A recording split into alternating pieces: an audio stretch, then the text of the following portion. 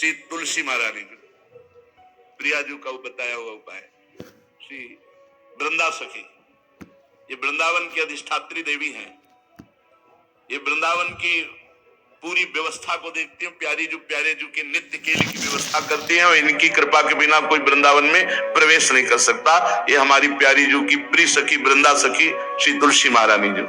चंद्रानना सखी ने कहा कि परम सौभाग्यदम राधे महापुण्यम वरप्रदम श्री कृष्णस्यापि लभ्यर्थम उनका तुलसी सेवनम मतम। मेरे मत में यदि तुलसी जी की सेवा की जाए, तुलसी जी का यदि स्पर्श हो जाता है, तुलसी जी का नाम कीर्तन किया जाता है, तुलसी जी को प्रणाम किया जाता है, तुलसी जी का वृक्ष लगाया जाता है, तुलसी जी को जल अर्पित किया जाता है और तुलसी दल से नित्य भगवत सेवा की जाए, तो बहुत जल्दी श्री कृष्ण प्रसन्न हो जाते हैं। प्रतिदिन जो तुलसी जी की भक्ति करता है, तुलसी का पौधा रोप करके तुलसी जी का सिंचन करना, तुलसी जी को तिलक लगाना, तुलसी जी को माला पहनाना, तुलसी जी की परिक्रमा करना, तुलसी जी को प्रणाम करना, वो कोटि सहस्त्र युगों तक ऐसा महान सुकृत होता है कि भगवान श्री कृष्ण के नित्य समीप रहता है जो तुलसी जी की सेवा करता है। जब तक मनुष्य की लगाई हुई तुलसी की शाखा प्रशाखा बीज पुष्प सुंदर दल से तुलसी जी सुशोभित होती है, तब तक हजारों कल्पों में श्री हरिधाम में रहते हुए उसका कभी पुण्य नष्ट नहीं होता। जैसे एक दिन तो 1000 कल्प, 2 दिन 2000 कल्प वो भगवान के नित्य धाम में महान सुकृत के बल से भगवत धाम में रहेगा, जो तुलसी जी का पक्का मान लीजिए। जब स्वयं में से तो तुलसी जी रोपण करके तुलसी जी का एक वन लगाया था और रोज नवीन नवीन मंजरी तुलसी दल लेकर प्रभु के चरणों में, कहीं न कहीं तुलसी जी की कृपा हुई। वृंदावन, ये वृंदा अधिष्ठात्री देवी वृंदावन की है, इनकी कृपा के बिना हे चंद्रानने संपूर्ण पत्रों और पुष्पों को जो उतार करके सम्मान पूर्वक पहले प्रार्थना करनी चाहिए, हे वृंदा देवी, हे तुलसी जी, भगवान श्री हरि की पूजा के लिए या प्रियाजू की पूजा के लिए हम आपके कुछ मंजरी कुछ दल लेकर के सेवा करना चाहते हैं, आप कृपा करके मुझे दीजिए और फिर उतार लें। ऐसे नोचना नहीं, बहुत सम्मान से बहुत प्यार से, तो तुलसी जी प्रसन्न होती हैं। जो मनुष्य तुलसी दल से श्री हरि की पूजा करता है, कोई भी पाप उसका स्पर्श नहीं कर सकता। पूर्व में किया हुआ कोई भी पाप उसको दंड नहीं मिलेगा, जो तुलसी जी की आराधना नित्य करता है। अब इतना जल भी ना चढ़ा दे, मार पुण्य हो जाए और तुलसी जी अंतर ध्यान अनुकूल जल, जैसे मान लो गमले पे हैं तो इतना बड़ा तांबे का रोज उससे चढ़, अब भर के लोटा चढ़ा दोगे 2-4 दिन में अंतर ध्यान हो जाएंगे तुलसी जी। बहुत विवेक से जरूरत है, मतलब भारी पुण्य होगा। अब इतना बड़ा लोटा रोज जल चढ़ाओगे तो 2-4 दिन में पीली होके अंतर ध्यान हो जाएंगे। इतना जल, अनुकूल जल चाहिए। एक तांबे का छोटा सा लिया, ऐसे रोज डालो, उसमें कोई फर्क नहीं, और गमला उठाकर धूप में विराजमान करो। सेवा का मतलब क्या है? जो तुलसी जी को जल अर्पित करके तुलसी जी की सेवा करता है, हरि चिंतन करता, कभी कोई पाप उसका स्पर्श नहीं कर सकता।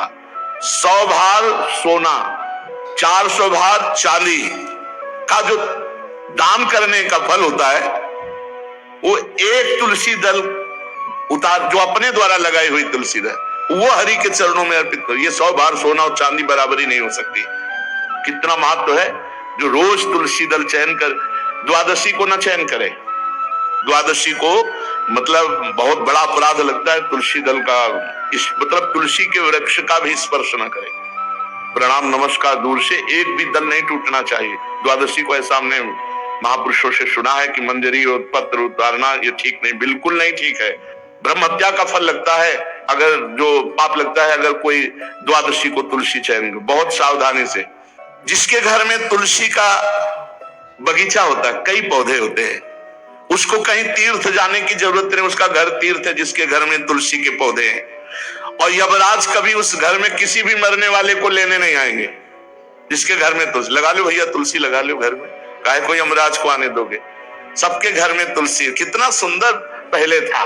घर में आंगन होते थे, आंगन में एक बहुत बड़ा, और फिर उसमें तुलसी जी, और फिर उसमें 2-4 नर्मदेश्वर शालिग्राम ऐसे, और फिर घर का हर व्यक्ति जल चढ़ाना, प्रणाम करना, नमस्कार करना, कितनी पवित्र पद्धतियां हमारी थी। जब रसोई बने पहली गाय के लिए, फिर कुछ पक्षियों के लिए, फिर कोई संत महात्मा, कोई भिक्षु, ऐसा कितना पवित्र व्यवहार। यहाँ जैसे हमने देखा है, ये रसोई बन रही ना, तो धुआं नहीं खत्म होने पाता, वही सब अपवित्र किए हुए हैं, राक्षसी बुद्धि आती चली जा रही। तुलसी जी, ये भागवती को वस्तुएं, हमें लगता है बालकनी तो होती है, बढ़िया बालकनी में एक ऐसा उठाने धरने वाला स्टैंड लोहे का रखो कि तुलसी जी को विराजमान कर दो। जिसके घर में तुलसी जी विराजमान होती है, उसके घर में यमराज कभी नहीं जाते। जो तुलसी जी का सेवन करता है, उसकी सारी कामनाएं तुलसी जी पूर्ण कर देती है। तुलसी जी को लगाना, तुलसी जी का पालन करना, तुलसी जी को सिंचन करना, तुलसी जी का दर्शन करना, तुलसी जी का स्पर्श करना, मनुष्य के द्वारा जो मन, वाणी और शरीर से पाप हो गए, सबको तुलसी महारानी क्षमा कर देती है, दग्ध कर देती है।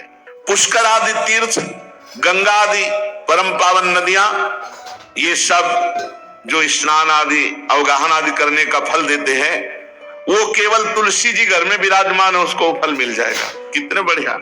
जो तुलसी जी की नवीन मंजरी प्रभु के चरणों में अर्पित करके प्रणाम करता है, वो चाहे कितना भी अपराध किए हो, वो कभी यमपुरी को नहीं देखेगा, कभी यमराज के पास नहीं जाएगा। जो मनुष्य तुलसी काष्ठ का घिसा हुआ चंदन लगाता है, उसके सारे संचित भस्म हो जाते हैं, और क्रियमाण जो वर्तमान, वो कभी उसको बांध नहीं सकते।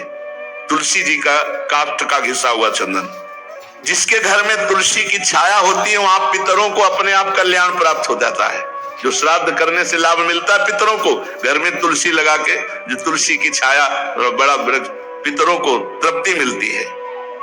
चतुर्भुज ब्रह्मा जी सारंग धनवा श्री हरि के महामहिम स्वरूप की अनुभूति करने के लिए भी कहा है कि तुलसी जी का महान महात्म्य, अगर तुलसी जी का सेवन करे तो भगवान श्री हरि की महिमा को जान जाएगा।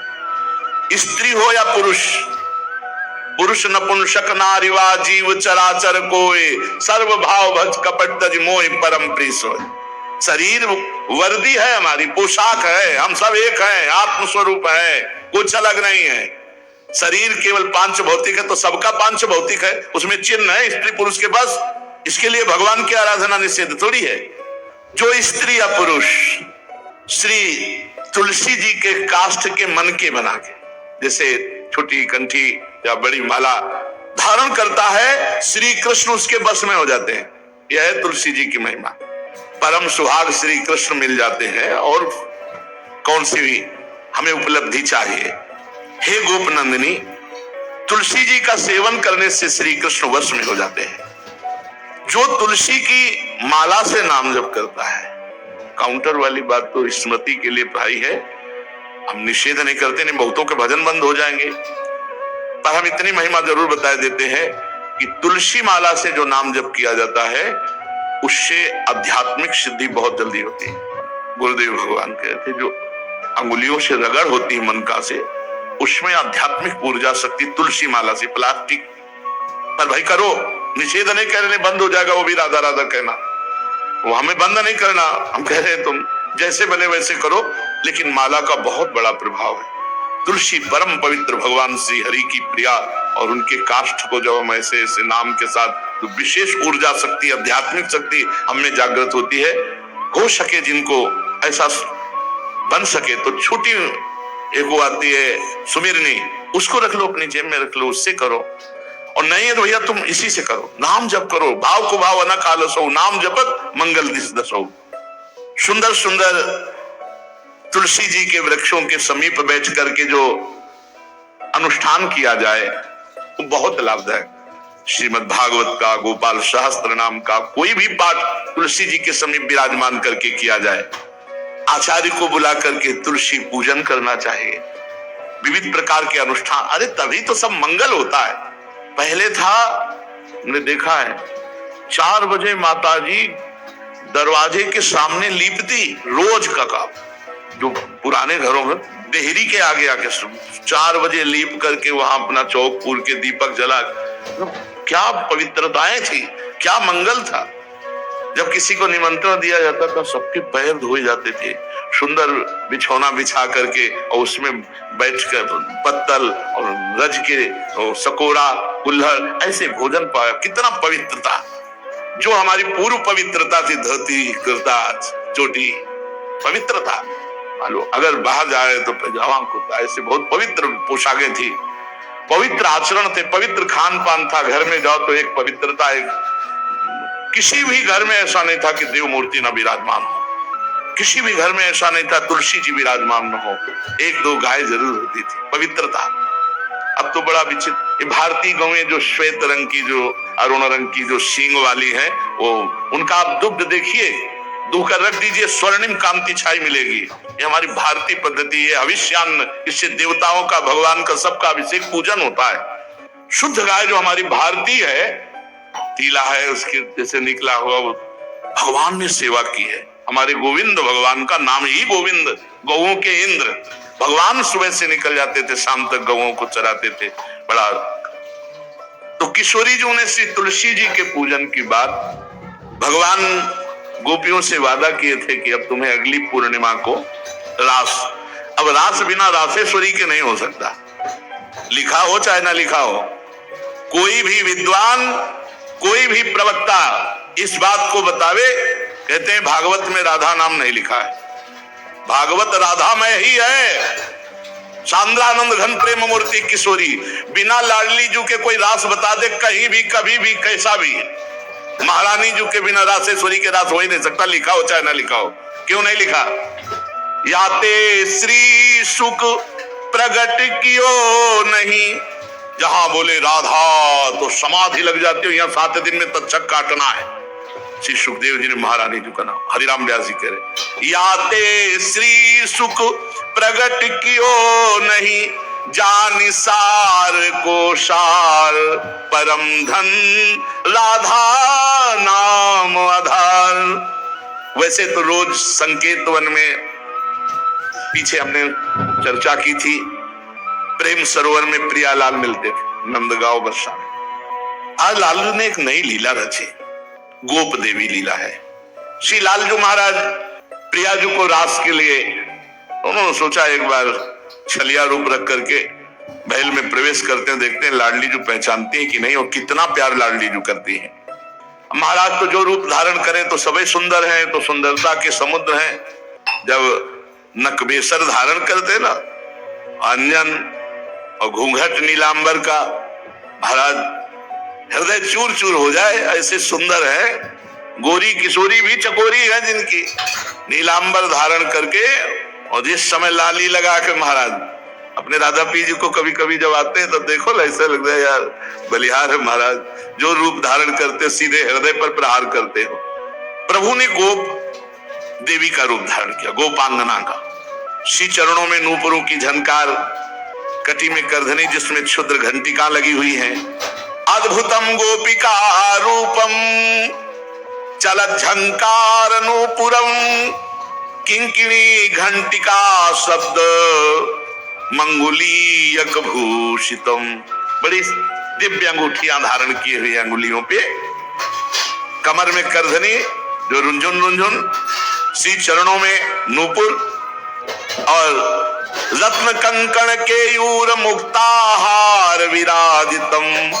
कलाइयों में रत्न जटित कंगन, बीच बीच में चूड़ियां, कंगन ऐसे, बाजूबंद, कंठा, मोतियों के हार और शीशफूल, केशपास, बेणी रचना, नासिका में मोती की बुलाक, बेसर और अलकावली, घुंघराली अलकावली, श्याम वर्ण के केश।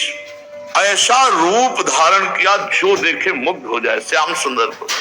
वृषभानु भवन की तरफ चले, खाई और परकोटों से युक्त वृषभानु भवन, 4 दरवाजों से सुशोभित, प्रत्येक द्वार पर काजल के समान वर्ण वाले गजराज झूम रहे।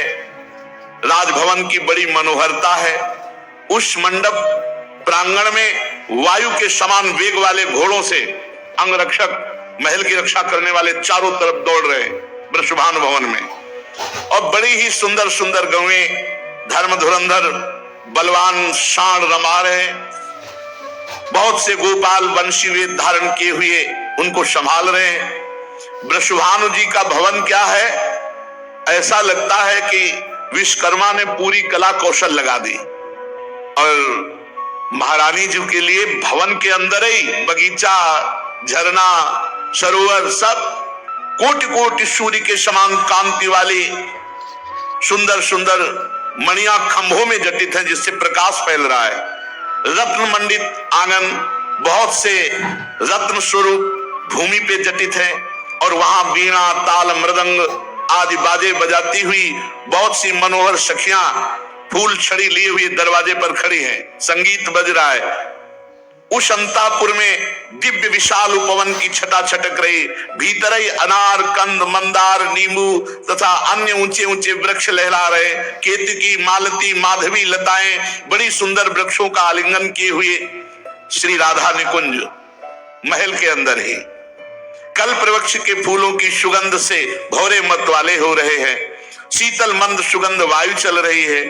कहीं सहस्त्र दल कमलों के पराग को बारंबार वायु बिखेर रही है। निकुंज शिखरों पर बैठे हुए मोर कभी नाचते हैं, कभी कूक रहे हैं, कहीं कोकिला, कहीं सारस, कहीं सुख, और फूलों के सहस्त्र सहस्त्र सैयाएं जगह जगह, कभी लाडली जो इधर से निकले किसी में भी विराजमान हो जाए। मेघ मंदिर में सैकड़ों फुहारे छूट रहे। बाल सूर्य के समान कांतिमान कुंडल तथा विचित्र वर्ण वाले वस्त्र धारण किए हुए करोड़ों बलवान महल के आसपास श्री लाडली जी के और श्री स्वामी जी की परिचर्या में सब सुसज्जित सखियां केसरिया रंग के सूक्ष्म वस्त्रों को सजाकर पर्दा बनाया गया है। जलज पुष्प, थलज पुष्प जगह जगह पल्लव बिखेरे गए हैं, और घुटनों तक पुष्पों का पराग महारानी जो चलेंगे। राजभवन में ऐसा मालती मकरंदों के फव्वारे, मालती मकरंदों के, मालती के सुंदर मकरंद के पराग के सुगंध से युक्त ऐसे फव्वारे चल रहे हैं। ऐसे आंगन, करोड़ों चंद्रमाओं की कांतिमती कोमलांगी सहचरियां, करोड़ों चंद्रमाओं की कांति, धीरे धीरे वहां सब निरीक्षण परीक्षण। श्री वृषभानु नंदनी श्री किशोरी जी की सेवा में सहस्त्रों ऐसी सुंदरियां, जैसे चंद्रमा के उदय होने से ताराओं की कांति फीकी हो जाती है, तो जब लाडली जो पधारती है तो ऐसे सबकी कांति फीकी हो जाती है। देखो माई सुंदरता की सीमा, ब्रजनो तरुण कदम नागरी, निरख करत अधग्रीवा। महान गौरव लाडली जी का। श्री किशोरी जी की अगवानी करने के लिए सखियां दौड़ पड़ी। लाडली जी को संभाल संभाल के कर कमल पकड़ करके पराग मार्ग से सिंहासन पर बिठाया। फिर लाडली जी की जैसी सेवा होती, कोई चवर, कोई पंखा, कोई व्यजन, कोई पान बीड़ी। अब ये गोप सुंदरी थोड़ा घूंघट करके सकुचाती हुई कोई टोक न दे, वृषभानु भवन में पहुंची। एक सखी ने देखा फूल छड़ी से, कौन हो आप? मैं गोप सुंदरी हूं, गोप देवी। क्या कार्य है? आपकी महारानी से मिलना है, मुझे शिकायत करना है। क्या शिकायत करनी? शिकायत करना है तो बाबा से करो जाकर। वो बात बाबा से नहीं कह सकती जो बात हमारे साथ हुई है, वो बात केवल लाडली जी से कह सकती है, और वही हमारा निर्णय कर सकती है। हाँ, वो कोई गंभीर बात है, गंभीर बात है। इसीलिए तो महारानी जी, कोई गोप सुंदरी आई अपने को बोल रही है और वो आपसे अपना न्याय करवाना चाहती है, आदर पूर्वक उसको लाओ। पुष्पों के पावड़े जहां थे वहीं से गोप सुंदरी को घूंघट इतना किए हुए हैं, क्योंकि लाडली जी के सामने नेत्र चपलता इनकी खुल जाती है, तो इतना घूंघट किए हुए हैं। आदर से सत्कार पूर्वक पार्श्व में एक सिंहासन आसन डलवाया। आओ, तुम हमारी अतिथि हो, तुम्हारा स्वागत है, बैठो। कुछ खाओ पियोगी? हृदय जल रहा है, खाएं पिए क्या? नहीं, बात क्या हो गई? ऐसा क्या हृदय जल रहा है? कुछ आपको नहीं, हमारी पहले बात सुन लो और न्याय कर दो, बस हो गया। अच्छा सुंदरी, तुम्हारा स्वागत है। स्वागतम ते सखी शुभे नामधेयम बदासु में भूरि भाग्यम ममैवाद्य भवत्यागतया स्वतः। स्वागत से सुंदरी, तुम्हारा स्वागत है। मुझे ऐसा लग रहा है मेरे भाग्य से तुम आई हुई हो, क्योंकि जब मैं तुम्हारे जो अंग खुले दिखाई दे रहे हैं उनको देखती हूं तो मुझे विशेष सुख मिलता है, जैसे मेरे प्रीतम के सुख, मेरे प्रीतम की स्मृति आपके दर्शन से आ रही है। त्वत्समानम दिव्य रूपम दृश्यते नहीं भूतले, यन्न त्वं वर्तसे शुभ्रू पत्तनम धन्यमेव तत्। सुंदरी, तुम्हारा स्वागत है। भूतल पर तुम्हारे समान दिव्य रूप नहीं हो सकता। शुभ्रू, तुम जैसी सुंदरी कहां निवास करती है? धन्य है वो नगर जहां तुम निवास करती हो। प्रिया जी, इतना क्यों? क्योंकि श्याम वर्ण की अंगूठी पहने हुए, श्याम वर्ण की कांति अंगों से तो प्रिया जी को अपने लाल जी की याद आ रही, प्रीतम की याद आ रही, प्रभु की याद आ रही। तुम अपने आगमन का कारण विस्तार पूर्वक बताओ। मेरे योग्य जो कार्य होगा मैं अवश्य करूंगी। तुम्हारी चाल ढाल बहुत सुंदर लगती है। प्रिया जी ने आते देखा था, तुम्हारी चाल ढाल बहुत सुंदर लगती है। हे वृषभानुनंदिनी शुभ्रे, मैं तुम्हें कैसे बताऊं? शायद तुम बर्दाश्त नहीं कर पाओगे। नहीं, बोलो ना, क्या बात है? पूछा मेरा नगर कौन सा है तो सुन लो। मैं गोकुल में जो नंदगांव पास में है, नंद भवन में उत्तर दिशा में मेरा निवास है। मैं गोप देवी कहलाती हूं। मैंने ललिता जी के मुख से तुम्हारी महिमा सुनी है कि तुम न्याय ठीक करती हो, बड़ी करुणामयी हो। आपकी रूप माधुरी, गुण माधुरी, चंचल लोचने, प्रधान उद्देश्य तो तुम्हारा दर्शन है। और दूसरी बात, एक शिकायत करनी है, न्याय लेना है हमें। कमल लोचने, जहां ललित लवंग लता की सुगंध छा रही है, गुंजा निकुंज में मधुपो की मधुर ध्वनि से युक्त कंज पुष्प खिल रहे हैं, ये राधा निवास आज मैंने अंदर देखा, जीवन में पहली बार देखा। मेरी आंखें निहाल हो गई। ऐसी तो कोई पुरी नहीं है, चाहे देवराज इंद्र की क्यों ना हो। अब वो वार्ता करे। लाडली जी से गोप देवी ने कहा, मेरी आंखें तो सार्थक हो गई, शीतल हो गई, पर मेरा हृदय जल रहा है। क्या? ये जो नंद गांव में एक श्याम सुंदर है, आपने सुना होगा। श्री जी सावधान हुई। रोज हमको परेशान कर, रोज परेशान। मैं नहीं चाहती, मैं तो उनको देखना भी नहीं चाहती, बोलना भी नहीं चाहती, लेकिन वो रोज हमारी तरफ देखते हैं, बोलते हैं और हमको तंग करते हैं। अब तुम ही बताओ, किसी भले घर की, लालू भले घर की किसी को ऐसे, अब ये बात तो बाबा से नहीं कह सकती ना। श्री जी ने कहा कि नहीं नहीं, ऐसा नहीं है, आप जैसा कह रहे हो वैसा नहीं है। मैं दुखिनी हूं। और लालजू महाराज जो है वो दुख को प्रकट करने लगे। देखो गोप देवी, तुम खिन्न ना हो, मैं तुम्हें ठेस नहीं पहुंचा रही हूं। कल्याणी, तुम फिर से अपनी बात बताओ। हमें लगता है कि तुम्हें और जगह दुख पहुंचा होगा, नंद नंदन से नहीं। तुम अपने दुख का कारण बताओ। एक बात सच्ची समझ लो, श्री कृष्ण और श्री कृष्ण भक्त, इन दो के सिवा अगर किसी ने तुम्हें दुखी किया है तो मैं दंड दे सकती हूँ, पर ऐसा श्री कृष्ण के द्वारा आपको। देखो, अगर तुम बनावटी बात कह रहे हो तो तुम्हें जो हाथी घोड़ा रथ सोना रत्न चाहिए सब ले जाओ। सही बात बताओ, निश्चल भाव से, जैसे मैंने तुम्हें अपना मित्र माना वैसे ही तुम मित्रता का बर्ताव करके बताओ। देखो, श्री जी ने कहा कि तुम हमारी मित्रता में कपट न, अगर जो मित्रता में कपट करता उसको धिक्कार है। गोप देवी ने कहा, राधे, बरसाना गिरी की घाटियों में मनोहर सांकली गिरी है। खुली बात तुम्हें बताया, अभी तक तो हम गुप्त बता रही थी। मैं दही बेचने जा रही थी, इतने में नंद का आ गया। नौ तरुण तो है ही है और आप तो जानती सुंदर भी है। गोप देवी ने कहा, राधे, बरसाना गिरी की घाटियों में मनोहर सांकली गिरी है। खुली बात तुम्हें बताया, अभी तक तो हम गुप्त बता रही थी। मैं दही बेचने जा रही थी, इतने में नंद का आ गया। नौ तरुण तो है ही है और आप तो जानती सुंदर भी है। आप ही है कि मैं सुंदर हूं के लिए श्री जी ऐसे करे? आप जानते हो सुंदर भी है। उसने रोक लिया मुझे और घूंघट करके जैसे लीला पूर्वक। अरे मैं तो शर्मा गई।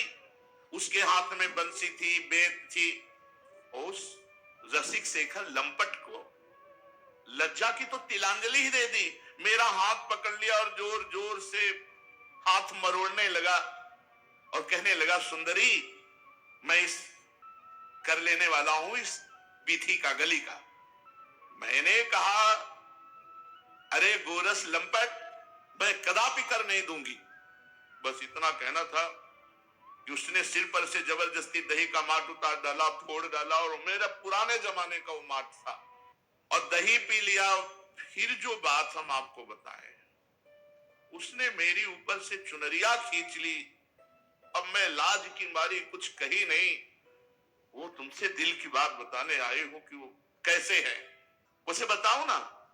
ये नंद का है तो ग्वाला ही। श्री जी एकदम सहम गई। प्रीतम के लिए ऐसा, और कोई खास धनवान नहीं है, न सुशील है न स्वरूप है, अपने को बड़ा सुंदर समझता है। ऐसे पुरुष से कहीं प्रेम किया जाता है? किशोरी जी से, आप थोड़ा सहयोग कीजिए। श्री जी से कहा, आप थोड़ा सहयोग कीजिए, ये ठीक रहेगा नहीं।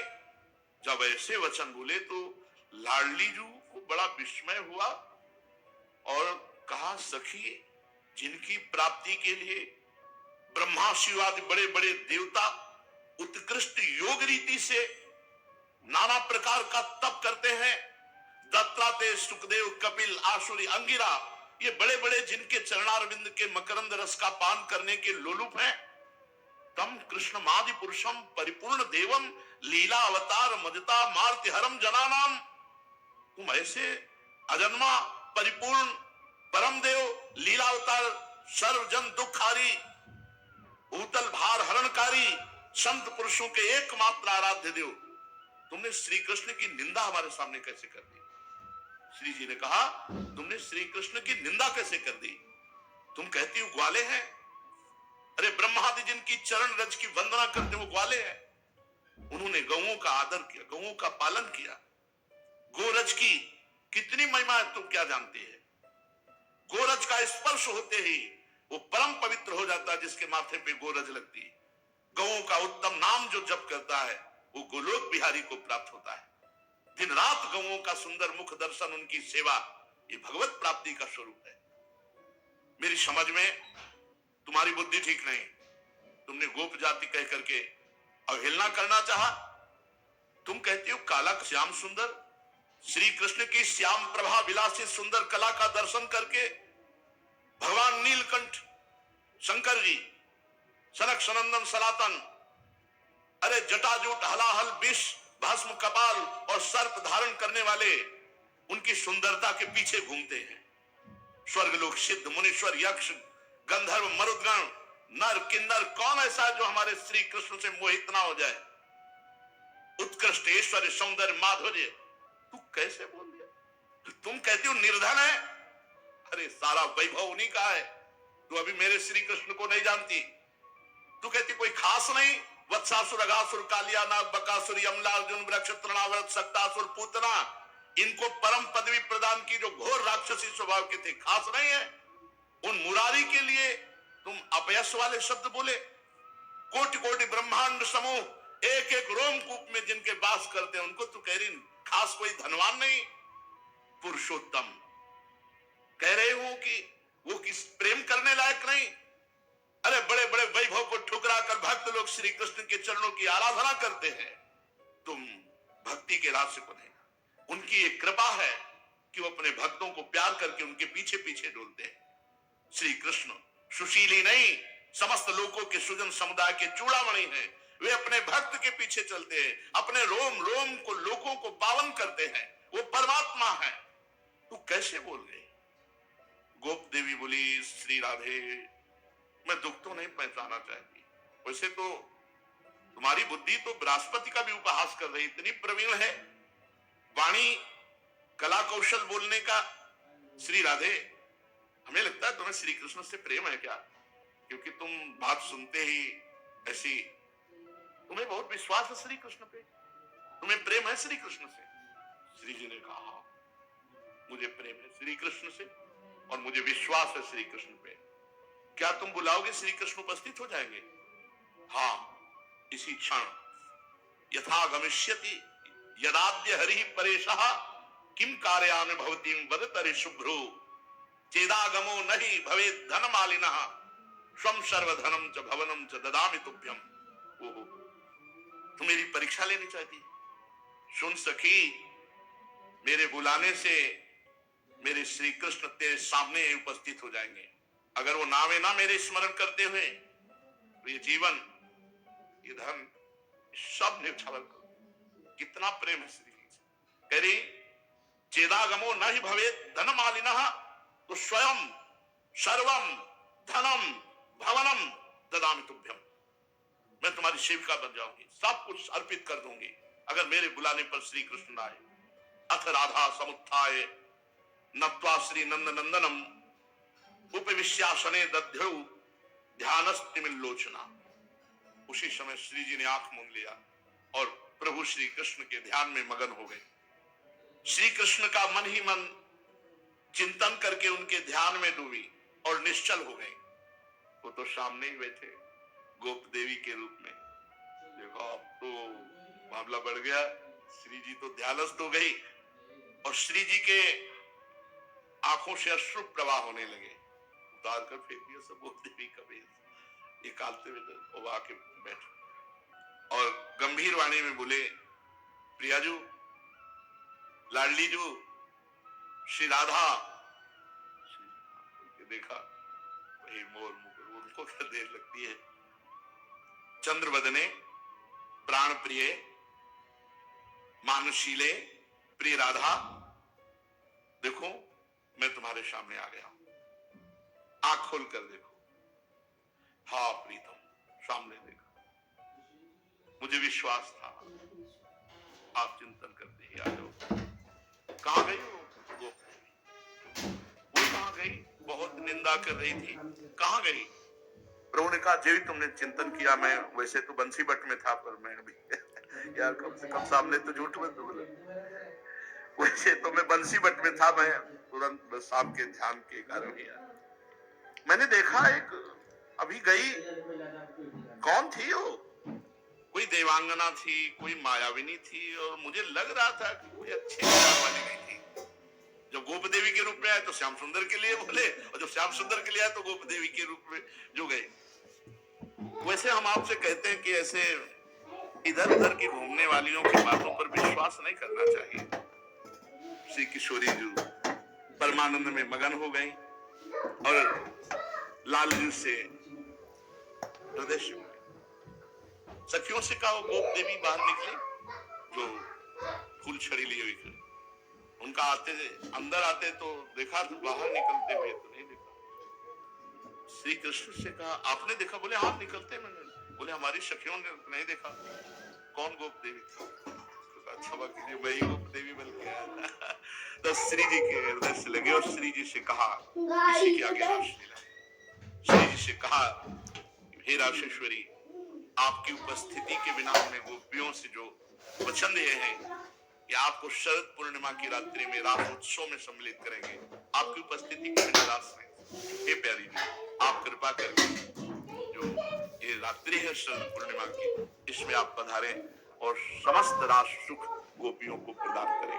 प्रभु श्री कृष्ण के साथ हमारी महारानी जी और अनंत अनंत ब्रज युवतियां, ये अद्भुत प्रेम में जो रास है, ये प्रेम की चरम अवस्था है। ये रस की वर्षा है, आनंद की वर्षा है। दंपति अति आनंद बस, प्रेम मत निशंक क्रीडत। यहाँ आनंद की मत्तता है। ये सब विकारों की तो साधना काल में साधकों के हृदय से निवृत्ति हो जाती है। फिर भाव देह की प्राप्ति, जैसे सखा भाव या वात्सल्य भाव या दास्य भाव या गोपी भाव या सहचरी भाव देह चिदानंद होता है। वहां सब विकार होते ही नहीं है। विकार की कल राधा वल्लभ श्री हरिवंश श्री गुरुदेव भगवान जी के श्रीमुख से ऐसे ही कथाओं का श्रवण करने के लिए चैनल पर बने रहिए। श्री नाम जप करते रहिए। श्री राधा रानी जी के अनंत अनंत कथाओं का श्रवण कीजिए और नाम जप करते रहिए। श्री राधा वल्लभ श्री हरिवंश।